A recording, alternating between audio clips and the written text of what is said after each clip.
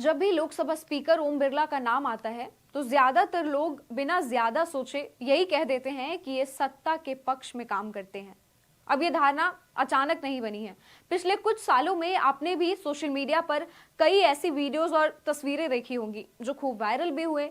Video ऐसे जिसमें संसद के अंदर स्पीकर ओम बिरला सत्ता पक्ष और विपक्ष के नेताओं के साथ अलग अलग रवैया अपनाते हुए नजर आते हैं। सबसे ज्यादा चर्चा में रहते हैं राहुल गांधी। कई बार ऐसा देखा गया कि जैसे ही राहुल गांधी बोलने के लिए खड़े होते हैं उनका माइक बंद हो जाता है। कभी कहा जाता है समय पूरा हो गया, तो कभी नियमों का हवाला दे दिया जाता है। और ये सिर्फ राहुल गांधी तक सीमित नहीं है, कई विपक्षी सांसदों के साथ भी ऐसा ही होता दिखाई देता है। यही वजह है कि सोशल मीडिया पर एक धारणा मजबूत होती चली जा रही है कि स्पीकर का रवैया विपक्ष के प्रति सख्त है और सत्ता पक्ष के प्रति नरम। लेकिन अब लोग एक नया सवाल पूछ रहे हैं कि आखिर ऐसा क्या हो गया कि भरी लोकसभा में ओम बिरला को राहुल गांधी की मदद की जरूरत पड़ गई। दरअसल मामला जुड़ा है टीएमसी सांसद कल्याण बैनर्जी से। लोकसभा के अंदर कल्याण बैनर्जी सीधे प्रधानमंत्री नरेंद्र मोदी और गृह मंत्री अमित शाह की सीट के पास पहुंच जाते हैं, उंगली दिखाते हैं, नारे भी लगाते हैं। मुद्दा पश्चिम बंगाल से जुड़ा है। टीएमसी का आरोप है कि केंद्र सरकार दिल्ली स्थित बंगाल सरकार के गेस्ट हाउस में पुलिस की तैनाती के जरिए राज्य सरकार पर दबाव बनाना चाहती है। अब सवाल ये नहीं है कि टीएमसी का मुद्दा सही है या गलत, सवाल यह है कि क्या संसद के अंदर इस तरह उंगली दिखाना, सीट के पास जाकर नारे लगाना संसदीय परंपरा का हिस्सा है। स्पीकर ओम बिरला बार बार शांति बनाए रखने की अपील भी करते हैं, नियमों की बात करते हैं, लेकिन हंगामा थमने का नाम नहीं लेता।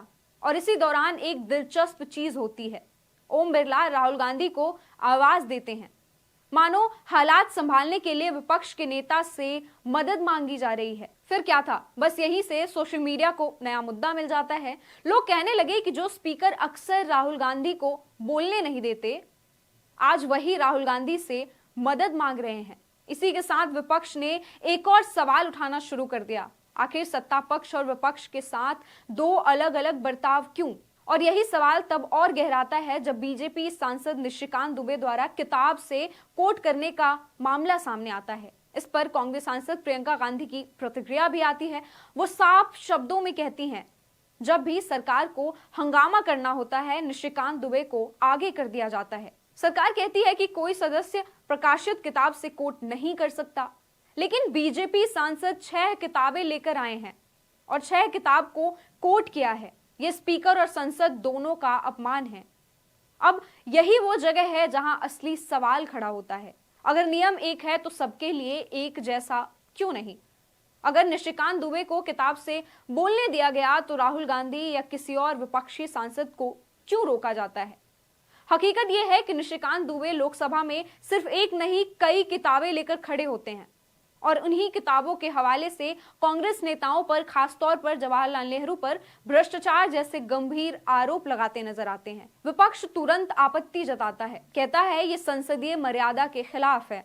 हंगामा होता है, नारे भी लगते हैं और सदन की कार्यवाही 2 बार स्थगित करनी पड़ती है। लेकिन सवाल वही का वही रह जाता है। अगर किताब से कोट करना गलत है तो फिर निशिकांत दुबे को ये छूट कैसे मिली? इसी सवाल को लेकर मामला पहुंचता है लोकसभा स्पीकर ओम बिरला के चैम्बर तक। आमतौर पर स्पीकर का चैम्बर का मतलब होता है शांत माहौल, बंद कमरे में बातचीत जहां विवाद सुलझाए जाते हैं।